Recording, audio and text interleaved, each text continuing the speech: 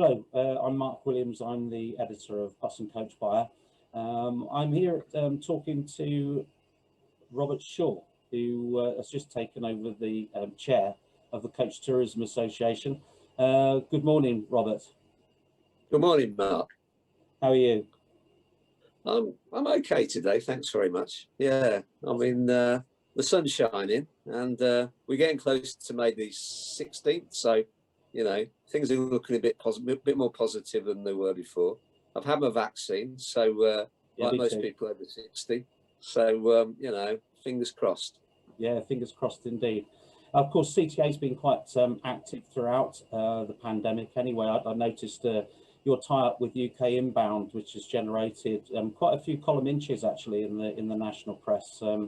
That's interesting sort of political activity to which you attach yourself.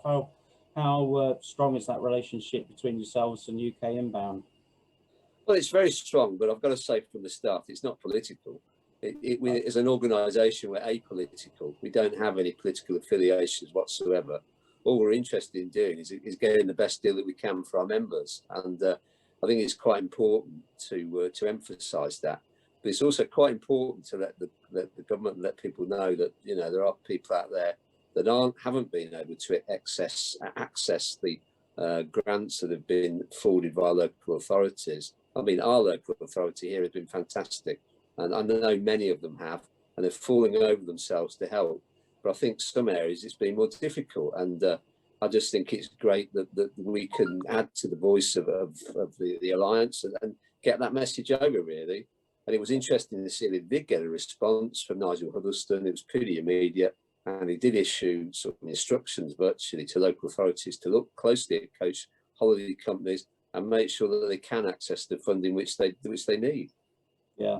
Of course, the key to recovery of the coach tourism sector isn't just grants and handouts. We really need to get back to work, don't we? In what way is the CTA supporting that move to to get the coaches back out there on the road and fill seats? Several ways. The first way is through our PR public relations activities. We're liaising with national, regional press. We're liaising with TV companies. We're liaising with local radio. We're trying to emphasise the benefits of travelling by coach, so that when people are considering a holiday, they're looking very closely at the sector again. I mean, we have lost a lot of passengers to the cruise industry over the years. We're never going to recover some of them or most of them, but actually some of them are starting to look at a coach holiday again. And it really is sort of bringing the product to their attention. That's what we're trying to do. So, yeah, our PR activities is one way that we're helping the coach holiday industry. Another way is via our website, which is constantly updated. It's got some great information on there, so that coach operators are aware of the help that's available, and they are aware of the regulations, because they haven't generally got the time to read through all this sort of stuff. And we the unsung heroes at CTA, that's Helen, Steve and Sue, they're putting this great information out onto the website, which people can look at, and it's bite-sized so that they can understand it and use it in their businesses. So that's another way that we're helping, really. Yeah, and I see you're maintaining your listing of attractions and hotels that are welcoming groups, because that was an issue, wasn't it, at the end of the last lockdown, that suddenly hotels changed their mind about taking groups. Yeah. Why was that? And then how do we persuade hotels that it's good business to take groups? I think the key thing is to emphasise that we do bring people in low season as well as high season, because it's quite easy to fill a hotel in Newquay, say in August, but the key thing is that a coach operator will also bring you business when you want it, in February, March, November. And it's quite important for them to understand that it's part of the broader picture.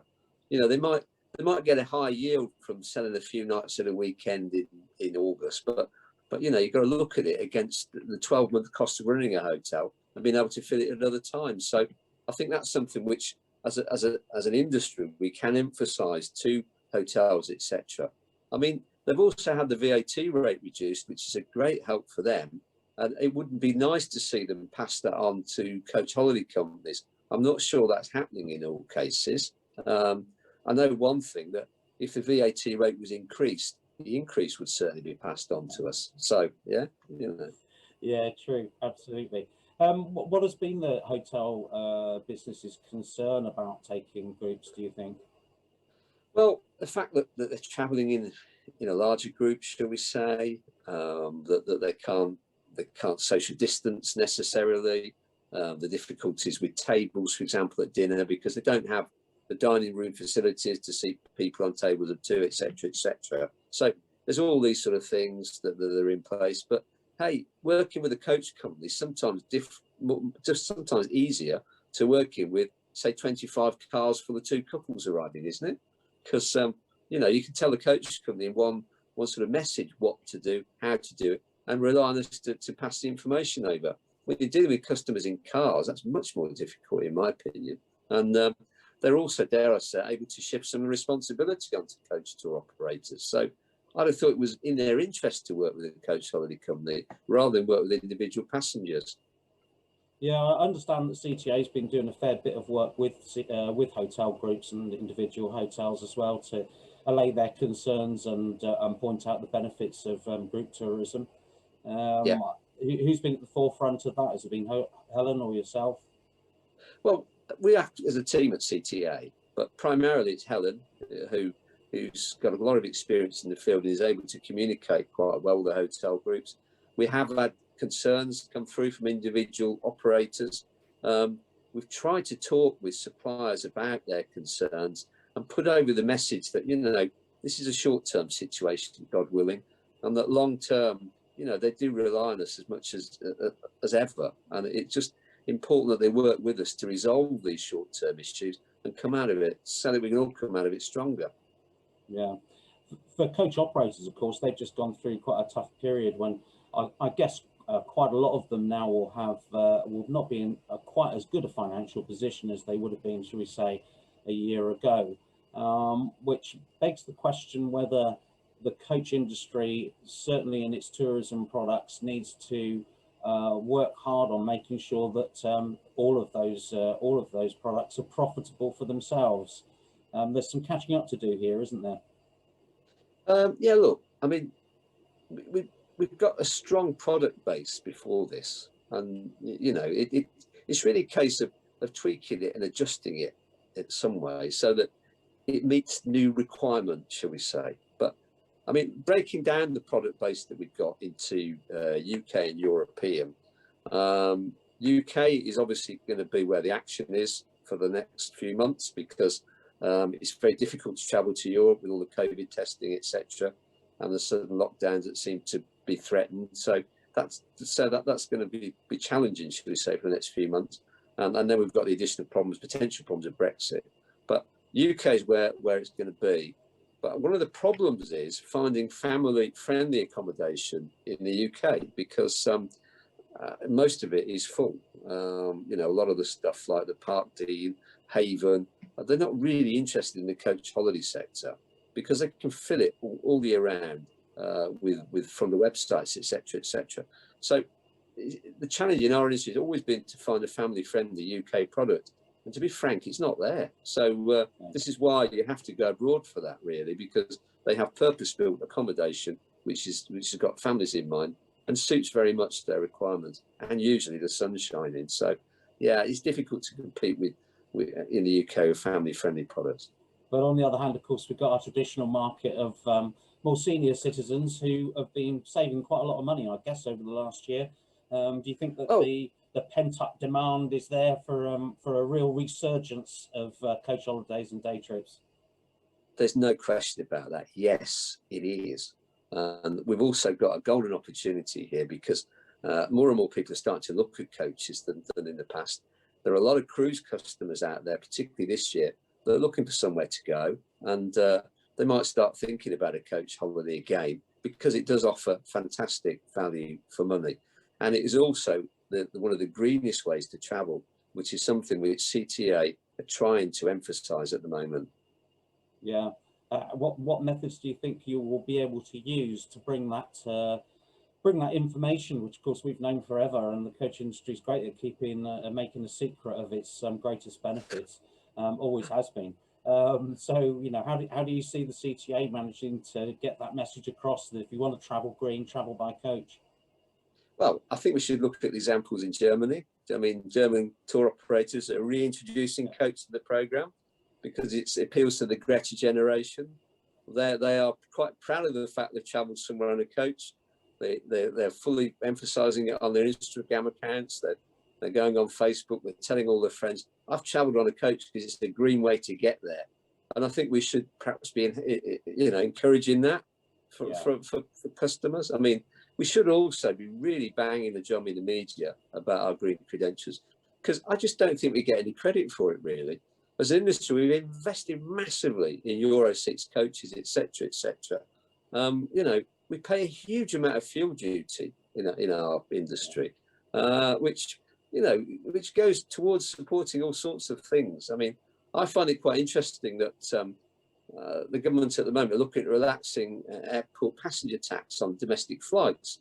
Well, that's good. That's interesting because, I don't think they pay aviation tax. I don't think they pay duty on aviation fuel, and I think I just can't see the reason for that somehow.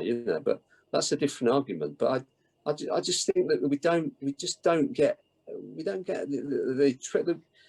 get enough attention for what we do for the environment in our industry. We just seem to get hammered for it all the time.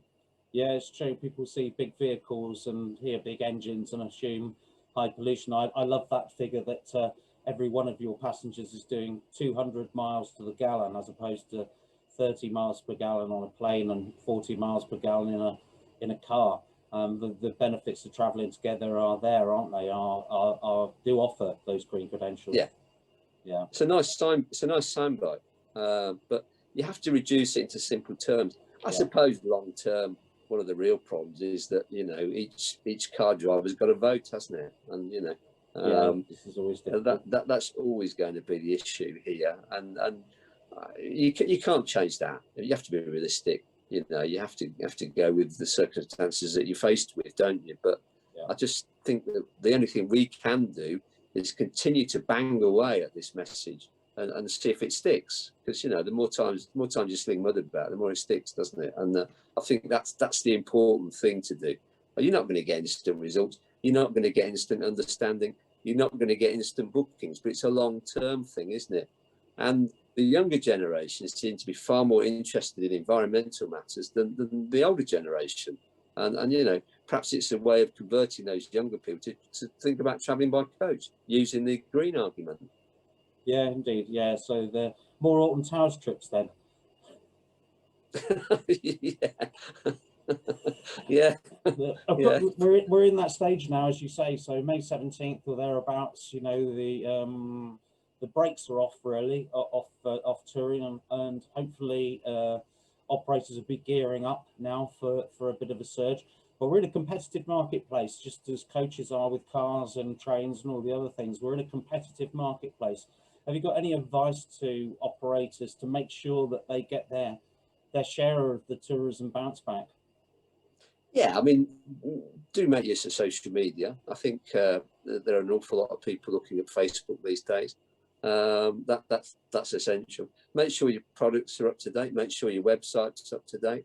Again, emphasize your green credentials. Just think about things sometimes. We've all had a sabbatical, haven't we? And it's been a great time to look at ways of changing our business sometimes, ways of improving it, just look closely at what you've done before. Don't necessarily repeat it, perhaps tweak it a little bit and make small changes that you've been planning to make for a long time, but haven't had time to implement.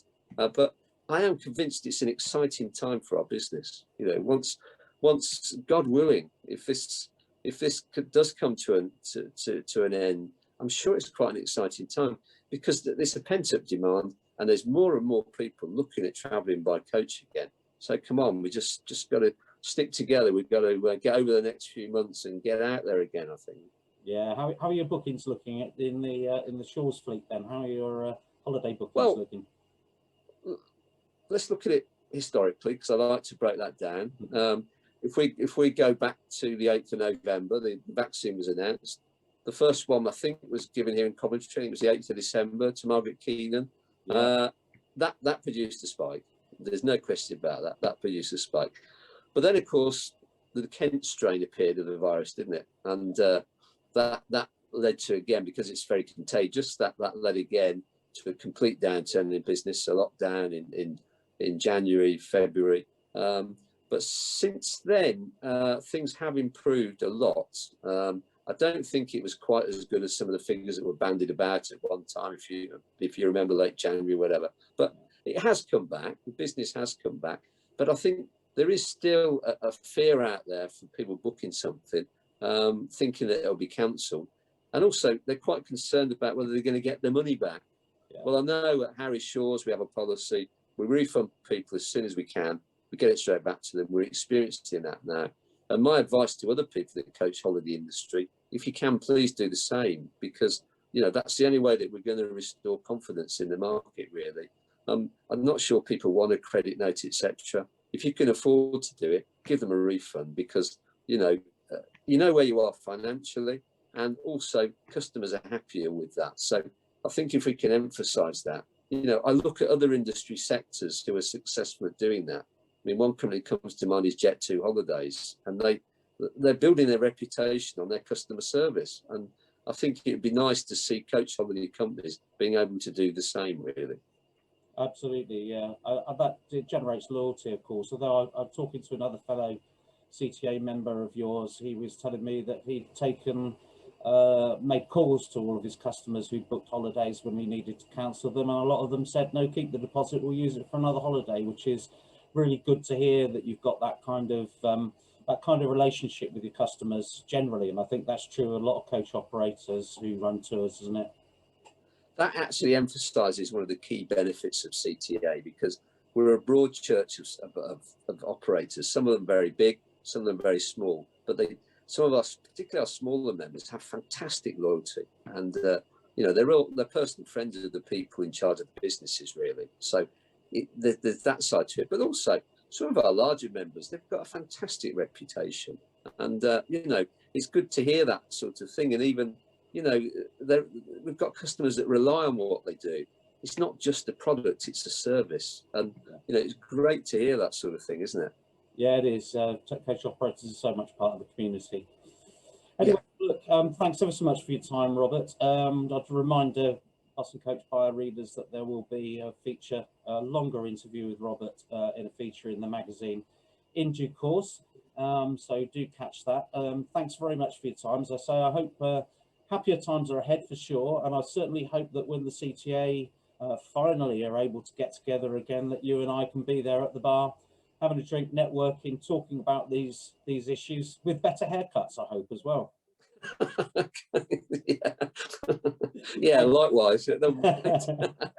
Thank you, Robert. All right then. Thanks. Okay, thanks. Cheers.